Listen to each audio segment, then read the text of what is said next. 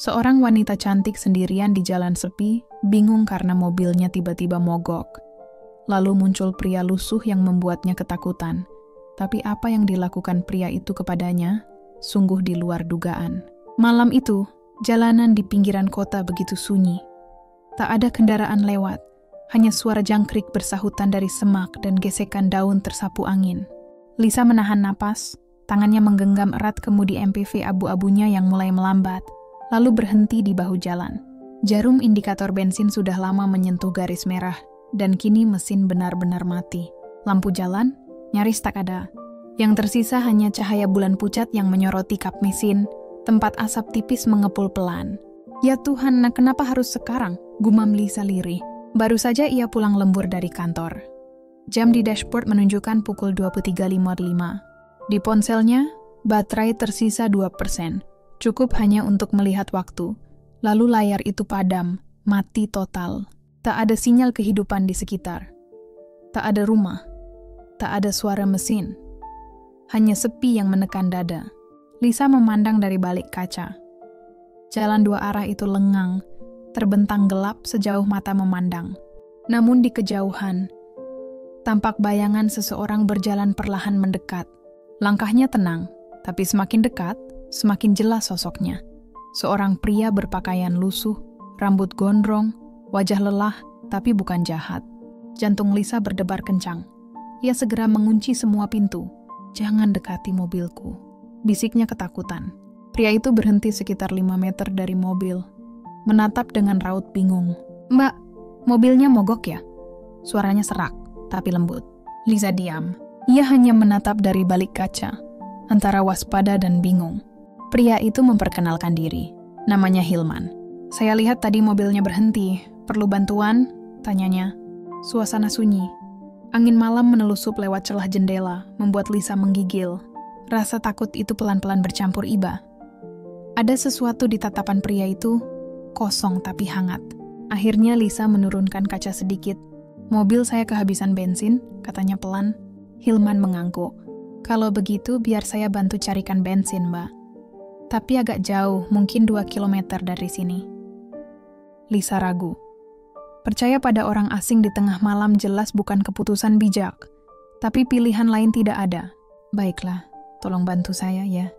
Hilman tersenyum tipis. "Tunggu di sini saja, saya segera kembali." Lalu ia berjalan perlahan menembus gelap, meninggalkan Lisa sendiri bersama ketakutannya.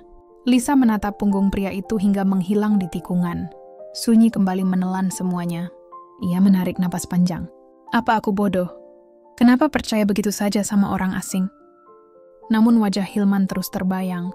Tatapan itu terlalu tulus untuk dilupakan. Menit demi menit berlalu. 15 menit, 30 menit, hingga hampir 1 jam. Belum juga kembali. Lisa mulai panik. Jangan-jangan dia nggak balik, gumamnya cemas. Ia membuka tas, mencari sesuatu untuk berjaga-jaga. Hanya ada pulpen, powerbank kosong, dan sisir kecil. "Payah," desahnya. Tiba-tiba, krak! Suara ranting patah di luar. Lisa spontan menggenggam pulpen itu erat. "Siapa di luar?" teriaknya gugup. Tak ada jawaban. Hanya angin malam. Tapi sesaat kemudian, terdengar langkah kaki mendekat cepat. Lisa menahan napas, matanya menatap ke arah gelap.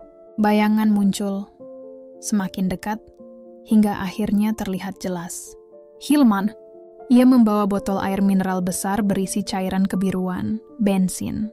"Dapat, Mbak. Maaf agak lama. Pomnya tutup, jadi saya jalan lebih jauh." Lisa tertegun. "Kamu beli itu?" "Iya, uangnya saya masih ada sedikit," jawab Hilman sambil tersenyum. "Kamu jalan sejauh apa?" "Sekitar 3 kilo bolak-balik.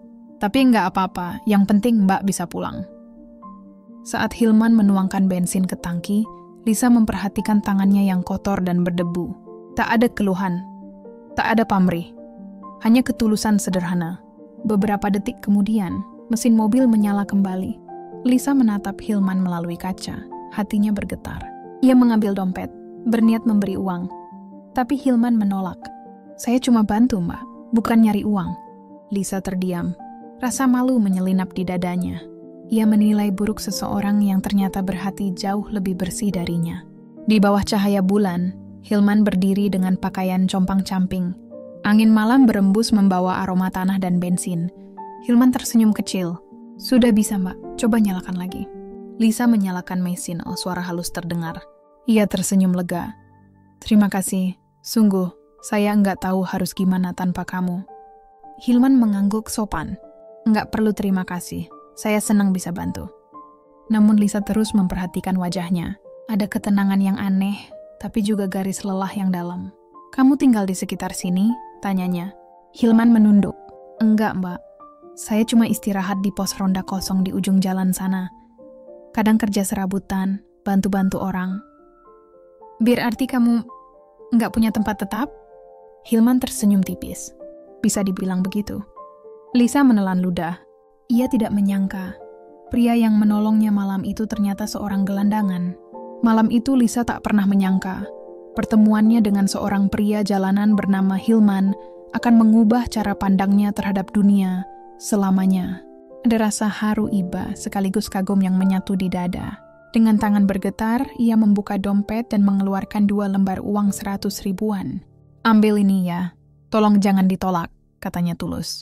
Namun Hilman hanya menatap uang itu sejenak, lalu menggeleng pelan. Saya nggak bisa terima, Mbak. Kalau saya terima, nanti niat saya bantu bisa jadi salah. Kata-kata itu membuat Lisa terdiam lama. Dunia seolah berhenti sesaat. Di hadapannya berdiri seorang pria yang hidup di jalanan, tapi justru memiliki harga diri lebih tinggi dari banyak orang yang ia kenal di kantor mewahnya. Akhirnya Lisa menyalakan mobilnya, menurunkan kaca jendela, dan berkata lirih, setidaknya kasih tahu namamu lengkap, biar kalau kita ketemu lagi, aku bisa balas budi. Hilman tersenyum tipis. Nama saya Hilman, cukup Hilman aja, Mbak. Mobil itu pun perlahan melaju, meninggalkan malam yang sunyi dan sosok pria sederhana di bawah cahaya bulan. Keesokan paginya, di ruang kantor yang dingin dan penuh tumpukan laporan, Lisa menatap layar komputernya tanpa fokus. Suara mesin printer, dering telepon, bahkan rekan-rekan sekantornya terasa jauh. Pikirannya masih tertinggal di jalan sepi semalam. Pada wajah Hilman, pada mata teduhnya, pada caranya menolak uang tanpa ragu. Kenapa aku masih kepikiran dia?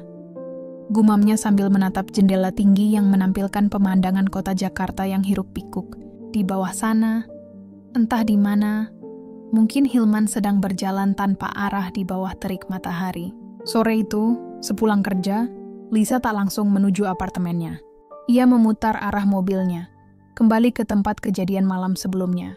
Entah kenapa, rasa penasaran itu lebih kuat dari logikanya sendiri. Saat tiba di sana, suasana sudah berbeda. Jalanan ramai, kendaraan berlalu lalang.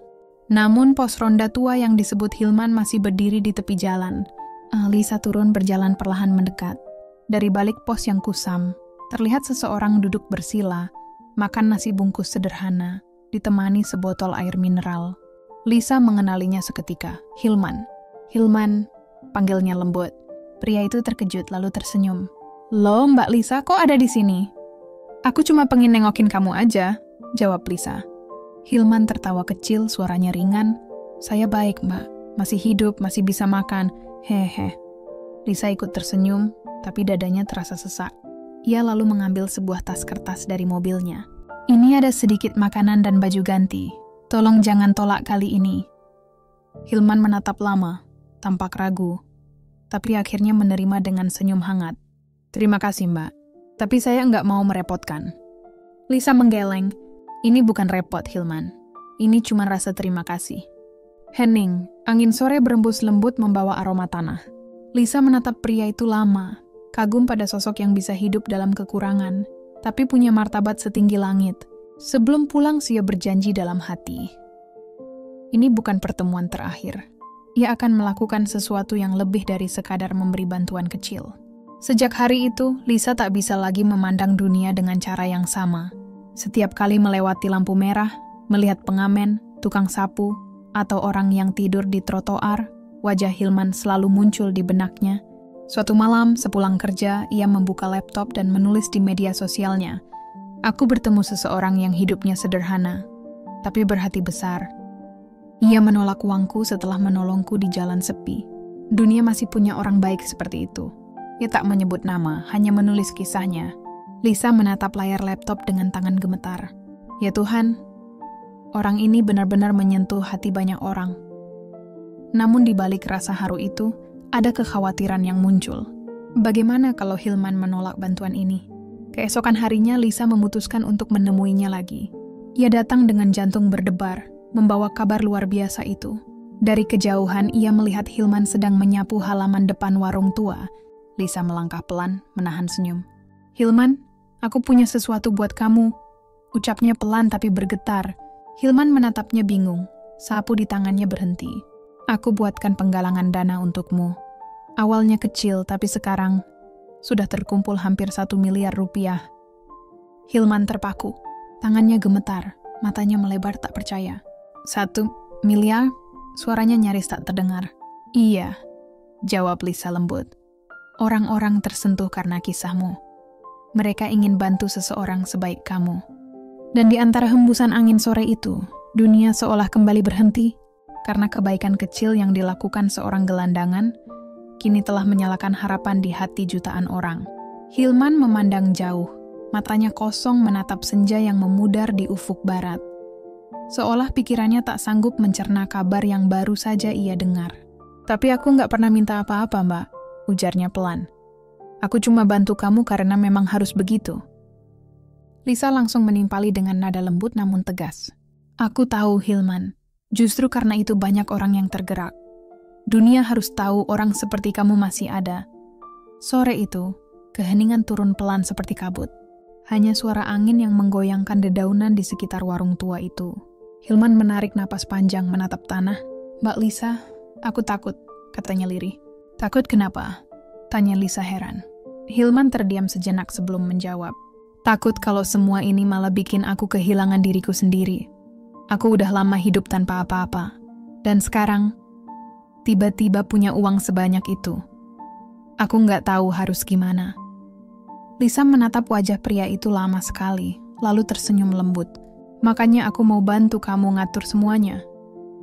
Kita bisa buat sesuatu dari uang itu. Bukan cuma untuk kamu, tapi juga buat orang-orang seperti kamu. Hilman mengangkat pandangan, tatapannya dalam. Lalu sebuah senyum kecil muncul di bibirnya. Kamu benar, Mbak. Kalau rezeki datang lewat tangan banyak orang, mestinya kembali juga ke banyak orang. Malam itu mereka duduk di bangku kayu depan warung, membicarakan rencana demi rencana. Lisa mencatat setiap ide yang keluar dari Hilman, tentang tempat singgah untuk gelandangan, dapur umum, dan pelatihan kerja kecil-kecilan. Dan di sanalah Lisa sadar, pria yang tak punya rumah ternyata memiliki pikiran yang penuh rumah bagi banyak orang. Sebelum mereka berpisah, Hilman berkata pelan, Mbak Lisa, terima kasih udah percaya sama orang kayak saya. Lisa tersenyum, matanya hangat. Harusnya aku yang berterima kasih, Hilman. Karena kamu sudah mengingatkanku bahwa manusia masih punya hati. Beberapa minggu berlalu sejak donasi itu terkumpul. Kini Lisa dan Hilman lebih sering bertemu. Bukan lagi sebagai penolong dan tertolong, tapi sebagai dua orang yang punya tujuan besar. Mereka menamai impian itu Rumah Singgah Harapan, tempat bagi para gelandangan dan pekerja jalanan untuk bisa makan, tidur dengan tenang, dan belajar keterampilan sederhana. Di awal pembangunan, Lisa mengurus administrasi dan izin, sementara Hilman mengawasi para pekerja di lapangan.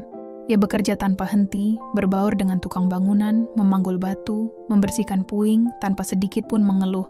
Aku nggak mau cuma duduk dan nerima bantuan, katanya sore itu sambil tersenyum di bawah terik matahari. Lisa hanya menatapnya kagum. Dalam hati, ia tahu.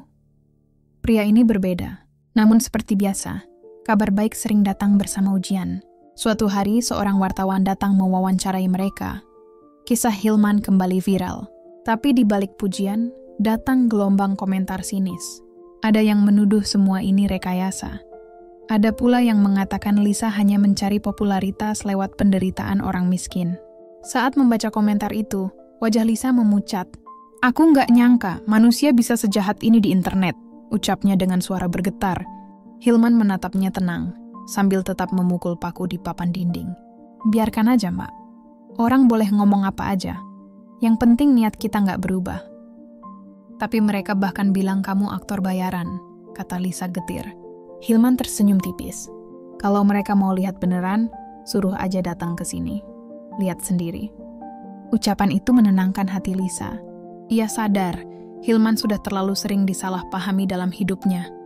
Mungkin karena itu, hatinya kini sekuat baja. Beberapa hari kemudian, bangunan sederhana itu akhirnya selesai. Dindingnya dari bata putih polos, atapnya seng, tapi suasananya hangat dan penuh makna. Lisa berdiri di depan pintu bersama Hilman, menatap hasil kerja mereka dengan mata berbinar. "Ini rumah dari kejujuran," ucap Lisa pelan. Hilman menatap bangunan itu dengan mata berkaca. "Dan rumah dari doa orang-orang yang nggak pernah kita kenal." Malam itu, setelah para pekerja pulang, hanya mereka berdua yang tersisa. Mereka duduk di teras rumah singgah yang baru itu, ditemani suara jangkrik dan semilir angin malam. Lampu gantung berayun pelan, memantulkan cahaya lembut ke wajah mereka berdua. Lisa menatap Hilman lama. "Aku selalu penasaran, Hilman. Kenapa kamu bisa hidup di jalan? Kamu pintar, rajin, jujur. Rasanya nggak masuk akal kalau kamu nggak punya siapa-siapa." Hilman terdiam lama lalu menatap tanah. "Dulu aku punya semua, Mbak. Rumah, pekerjaan, istri.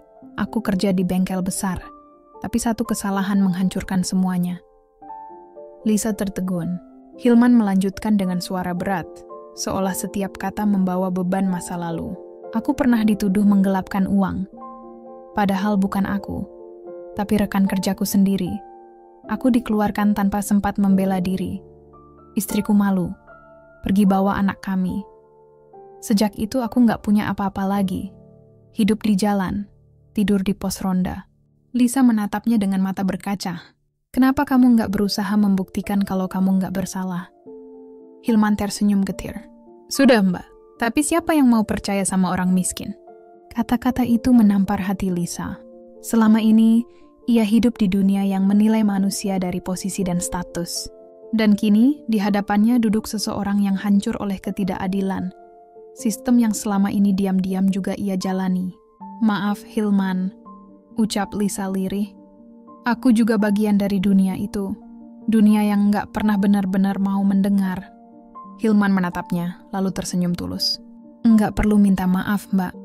Sekarang aja kamu udah memperbaiki banyak hal." Di senja yang mulai meredup, keheningan menggantung di udara. Dari kejauhan terdengar azan Isya menggema, membelah langit yang mulai gelap. Hilman menatap ke atas, matanya berkaca-kaca. "Mungkin dulu aku harus kehilangan segalanya, supaya aku bisa sampai di titik ini," katanya lirih. "Supaya aku paham bahwa menolong orang jauh lebih berharga daripada punya segalanya." Lisa hanya bisa terdiam, menatapnya dengan rasa kagum yang sulit dijelaskan. Di dalam hatinya ia tahu, Hilman bukan hanya sosok penolong malam itu. Ia adalah cermin yang memantulkan sisi terbaik dari dirinya sendiri yang sempat lama terlupakan. Hari-hari berikutnya, rumah singgah yang mereka bangun mulai ramai. Setiap hari selalu ada wajah baru yang datang. Para gelandangan mencari tempat berteduh, warga sekitar membawa makanan, anak-anak kecil berlarian di halaman. Lisa dan Hilman bekerja tanpa henti. Hilman mengatur dapur dan kebutuhan harian, sementara Lisa mengurus donasi serta laporan keuangan. Segalanya berjalan indah, sampai suatu pagi, dua pria berjas rapi datang dengan wajah serius. "Mbak Lisa," salah satu dari mereka membuka map dan menunjukkan kartu identitas. "Kami dari lembaga sosial pemerintah. Kami menerima laporan tentang dugaan penyalahgunaan dana donasi." Lisa terpaku. "Apa maksud Anda?" "Semua laporan kami transparan. Setiap rupiah tercatat dengan jelas." "Kami hanya menjalankan tugas, Bu," jawab mereka tegas. "Ada laporan bahwa dana sebesar 1 miliar tidak digunakan sesuai rencana." Saat itu juga Hilman datang tergesa. "Ada apa, Mbak?" tanyanya cemas. Lisa menjelaskan singkat. Para petugas mulai memeriksa dokumen, memotret berkas, bahkan mencatat nomor rekening. Warga sekitar yang tadinya sibuk, kini memperhatikan dari jauh, berbisik-bisik. Pipinya panas, dadanya sesak. Ia merasa seolah dihina di depan umum. Salah satu petugas menatap Hilman. "Betul, Pak Hilman. Sebagian dana digunakan untuk membeli kendaraan, Hilman mengangguk tenang. Iya, mobil bak terbuka untuk mengangkut bahan makanan dan bantuan. Bukan untuk pribadi. Lisa cepat menimpali. Semua bukti pembelian ada. Kami bisa tunjukkan kapanpun. Tapi sayangnya, berita sudah terlanjur tersebar. Media sosial kembali ramai. Judul-judul kejam bermunculan, penolong jalanan dan manajer muda diduga menyelewengkan donasi. Lisa membaca berita itu dengan tangan gemetar. Orang-orang mulai menuduh kita lagi, Hilman. Hilman hanya menatapnya lembut.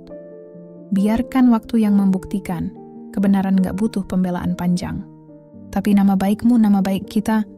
Kalau niat kita benar, Tuhan yang jaga. Ujarnya tenang. Lisa menatapnya lama. Di tengah badai fitnah itu, Hilman tetap teguh. Seperti batu karang di tengah ombak. Dan saat itulah Lisa sadar. Hilman bukan hanya penyelamat di malam mobilnya mogok, tapi juga kekuatan yang selama ini tak pernah ia miliki. 3 minggu berlalu, menjadi masa paling berat bagi keduanya. Pemeriksaan dilakukan berkali-kali, media menyorot, dan banyak orang mulai meragukan niat baik mereka. Tapi, mereka tidak menyerah.